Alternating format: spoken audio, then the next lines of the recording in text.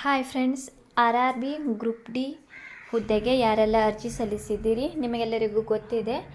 Online ಮೂಲಕ computer wise ಎಕ್ಸಾಮನ್ನು ನಡೆಸುತ್ತಾರೆ. So ತುಂಬ ಜನರಿಗೆ ಕಂಪ್ಯೂಟರ್ ಕೂಡ ನಡೆಸಲು ಬರುವುದಿಲ್ಲ. ಸೊ ಅಂಥವರು ಯಾವ ರೀತಿ ನೀವು ಈಸಿಯಾಗಿ ಎಕ್ಸಾಮ್ ನೀಡಬೇಕಂತ ಸಂಪೂರ್ಣ ಡೆಮೋ ಈ ವಿಡಿಯೋದಲ್ಲಿ ತಿಳಿಸಿಕೊಡುತ್ತೇನೆ. ವಿಡಿಯೋ ಸ್ಕಿಪ್ ಮಾಡದೆ ಕೊನೆವರೆಗೂ ನೋಡಿ. ಯಾರೆಲ್ಲ ನನ್ನ ಚಾನೆಲ್ ಹೊಸದಾಗಿ ನೋಡುವರು ಪ್ಲೀಸ್ ಸಬ್ಸ್ಕ್ರೈಬ್ ಮಾಡಿ ಮತ್ತು ಪಕ್ಕದಲ್ಲಿರೋ ಬೆಲ್ಲೈಕನ್ನನ್ನು ಕ್ಲಿಕ್ ಮಾಡಿ. ಮೊದಲನೇದಾಗಿ ನೀವು ಎಕ್ಸಾಮಿಗೆ ಹೋಗುವಾಗ ನೀವು ನಿಮ್ಮ ಒಂದು ಹಾಲ್ ಟಿಕೆಟ್ ನಂಬರ್ ಎಲ್ಲಿರುತ್ತದೆ ಅಲ್ಲಿ ಕುಳಿತುಕೊಳ್ಳುವುದು. ಆಮೇಲೆ ನಿಮ್ಮ ಒಂದು ಮುಂದುಗಡೆ ಈ ರೀತಿಯ ಒಂದು ಕಂಪ್ಯೂಟರ್ ಮತ್ತು ಕೀಬೋರ್ಡ್ ನಿಮಗೆ ನೀಡಿರುತ್ತಾರೆ. ಸೊ ನೀವು ಕಂಪ್ಯೂಟರ್ ಮುಂದುಗಡೆ ಹೋಗಿದಾಗ ಈ ರೀತಿಯ ಒಂದು ಡೆಸ್ಕ್ ಪೇಜ್ ಓಪನ್ ಆಗಿರುತ್ತದೆ.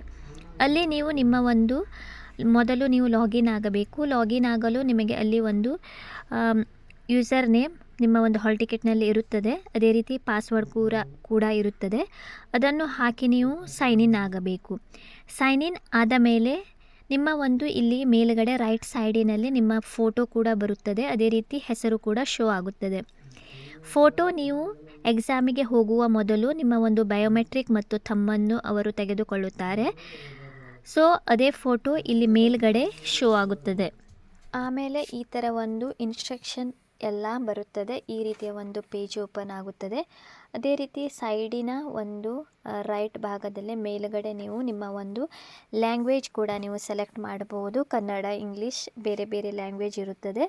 ಸೊ ನೀವು ಕನ್ನಡದಲ್ಲಿ ನೀವು ಸೆಲೆಕ್ಟ್ ಮಾಡಿದರೆ ಇನ್ಸ್ಟ್ರಕ್ಷನ್ ಕೂಡ ನಿಮಗೆ ಅಲ್ಲಿ ಕನ್ನಡದಲ್ಲಿ ಶೋ ಆಗುತ್ತದೆ. ಪಕ್ಕದಲ್ಲಿ ನಿಮ್ಮ ಫೋಟೋ ಕೂಡ ಅಲ್ಲಿ ಶೋ ಆಗುತ್ತದೆ. ಆಮೇಲೆ ನೀವು ನೆಕ್ಸ್ಟ್ ಇದರ ಮೇಲೆ ನೀವು ಕ್ಲಿಕ್ ಮಾಡುವುದು. ನೋಡಿ, ನಿಮಗೆ ಅಲ್ಲಿ ಒಂದು ಮೌಸ್ ಕೂಡ ನೀಡುತ್ತಾರೆ. ಇದಕ್ಕೆ ರೈಟ್ ಮತ್ತು ಲೆಫ್ಟ್ ಬಟನ್ ಇರುತ್ತದೆ. ಸೊ ನೀವು ಲೆಫ್ಟ್ ಬಟನ್ ಮೇಲೆ ಕ್ಲಿಕ್ ಮಾಡಿದಾಗ ನಿಮಗೆ ಕೀಬೋರ್ಡ್ ಕೂಡ ಓಪನ್ ಆಗುತ್ತದೆ. ಸೊ ಅಲ್ಲಿಂದಲೇ ನೀವು ಎಲ್ಲದೂ ಕೂಡ ಫಿಲ್ ಮಾಡುವುದು. ನೋಡಿ ಫ್ರೆಂಡ್ಸ್, ನೆಕ್ಸ್ಟ್ ಇದರ ಮೇಲೆ ನೀವು ಕ್ಲಿಕ್ ಮಾಡಿದಾಗ ಅಲ್ಲಿ ಇನ್ನೊಂದು ಪೇಜ್ ಕೂಡ ಓಪನ್ ಆಗುತ್ತದೆ. ನಿಮಗೆ ಯಾವೆಲ್ಲ ಸಬ್ಜೆಕ್ಟ್ ಇರುತ್ತದೆ ಅದನ್ನು ಕೂಡ ಓದಿ ಆದ ಮೇಲೆ ನೆಕ್ಸ್ಟ್ ಇದರ ಮೇಲೆ ನೀವು ಕ್ಲಿಕ್ ಮಾಡಿದಾಗ ನೋಡಿ ಫ್ರೆಂಡ್ಸ್, ಈಗ ನಿಮ್ಮ ಒಂದು ಕ್ವಶನ್ಸ್ ಬರುವುದು ಸ್ಟಾರ್ಟ್ ಆಗುತ್ತಲ್ಲ. ಇಲ್ಲಿ ನಂಬರ್ ವೈಸ್ ಕ್ವಶನ್ ಬರುತ್ತದೆ. ಸೊ ನೀವು ಮೇಲ್ಗಡೆ ಇಲ್ಲಿ ನೀವು ಕ್ಲಿಕ್ ಮಾಡಿ ನಿಮ್ಮ ಒಂದು ಕನ್ನಡ ಇದ್ದರೆ ಪರವಾಗಿಲ್ಲ, ಬೇರೆ ಲ್ಯಾಂಗ್ವೇಜ್ ಇದ್ದರೆ ನೀವು ಕನ್ನಡಕ್ಕೆ ಕೂಡ ಸೆಲೆಕ್ಟ್ ಮಾಡಬಹುದು. ಕನ್ನಡದಲ್ಲಿ ಅರ್ಥ ಆಗದೇ ಇದ್ದರೆ ನೀವು ಅಲ್ಲಿ ಮೇಲುಗಡೆ ರೈಟಿನ ಸೈಡ್ ಮೇಲುಗಡೆ ನೀವು ಕ್ಲಿಕ್ ಮಾಡಿ ನಿಮ್ಮ ಇಂಗ್ಲೀಷ್ ಕೂಡ ಮಾಡಿ ಕೂಡ ನೀವು ನೋಡಬಹುದು ಫ್ರೆಂಡ್ಸ್. ನೋಡಿ, ಇದು ವೆರಿ ಇಂಪಾರ್ಟೆಂಟ್. ಇಲ್ಲಿ ನಿಮಗೆ ಕಲರ್ ಕೂಡ ಮೇಲುಗಡೆ ಕಾಣಿಸ್ತಾ ಇದೆ, ರೆಡ್, ಗ್ರೀನ್ ಮತ್ತು ಪರ್ಪಲ್. ಸೊ ಇದರ ಅರ್ಥ ರೆಡ್ ಅಂದರೆ ನೀವು ಆನ್ಸರ್ ಕೊಟ್ಟಿಲ್ಲ, ಗ್ರೀನ್ ಅಂದರೆ ನೀವು ಆಲ್ರೆಡಿ ಆನ್ಸರ್ ಮಾಡಿದ್ದೀರಿ, ಪರ್ಪಲ್ ಕಲರ್ ಅಂದರೆ ನಿಮಗೆ ಎರಡು ಒಂದು ಆನ್ಸರಲ್ಲಿ ಕನ್ಫ್ಯೂಷನ್ ಇದೆ. ಸೊ ಇಲ್ಲಿ ನೀವು ಕೆಳಗಡೆ ಲೆಫ್ಟ್ ಸೈಡಿನ ಕೆಳಗಡೆ ನೀವು ಮಾರ್ಕ್ಸ್ ಮತ್ತು ರಿವ್ಯೂ ನೆಕ್ಸ್ಟ್ ಅಂತ ಕೊಟ್ಟಿದ್ದಾರೆ. ನಿಮಗೆ ಕನ್ಫ್ಯೂಷನ್ ಇದೆ. ಸೊ ನೀವು ಆಮೇಲೆ ಇನ್ನೊಂದು ಸಲ ನೀವು ಚೆಕ್ ಮಾಡಿ ಸೆಲೆಕ್ಟ್ ಮಾಡುತ್ತೀರಿ ಅಂತ ಅರ್ಥ. ಸೊ ಏನಾದರೂ ಈಗ ಫಾರ್ ಎಕ್ಸಾಂಪಲ್ ನೀವು ನಿಮ್ಮ ಒಂದು ಆನ್ಸರ್ ಬೇರೆ ನೀವು ಸೆಲೆಕ್ಟ್ ಮಾಡಿದ್ದೀರಿ.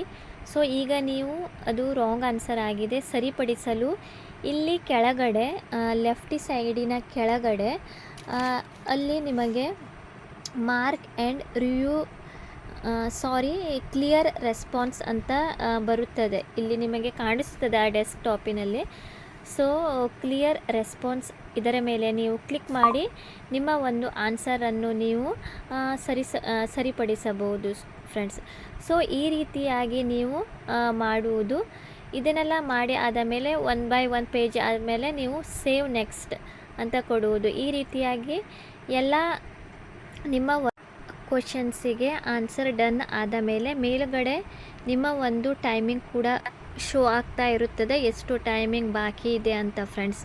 ಸೊ ಈ ರೀತಿಯಾಗಿ ಎಲ್ಲ ಕ್ವಶನ್ಸ್ ಆದ ಮೇಲೆ ನೀವು ಸಬ್ಮಿಟ್ ಅಂತ ಕೂಡ ಇರುತ್ತದೆ. ಇಲ್ಲಿ ಕೆಳಗಡೆ ಇಲ್ಲಿ ಕಲರ್ ಕಾಣ್ತಾ ಇದೆಯಲ್ಲ, ಅದರ ಕೆಳಗಡೆ ಸಬ್ಮಿಟ್ ಕೂಡ ಇರುತ್ತದೆ.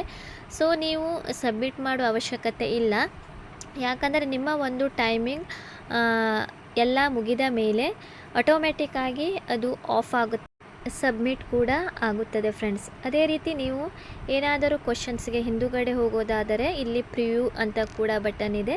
ಸೊ ಅದರ ಮೇಲೆ ಕ್ಲಿಕ್ ಮಾಡಿ ಕೂಡ ನೀವು ಇನ್ನೊಂದು ಸಲ ಬೇಕಾದರೆ ಚೆಕ್ ಮಾಡಬಹುದು. ಅದೇ ರೀತಿ ನೀವು ಎಕ್ಸಾಮಿಗೆ ಹೋಗುವಾಗ ಹುಡುಗರು ಸ್ಪೆಷಲಿ ಬೆಲ್ಟನ್ನು ಧರಿಸಿಕೊಂಡು ಹೋಗಬೇಡಿ, ಅಲ್ಲಿ ಪ್ರಾಬ್ಲಮ್ ಆಗುತ್ತದೆ ಸೆಕ್ಯೂರಿಟಿ ಚೆಕಿಂಗ್ನಲ್ಲಿ.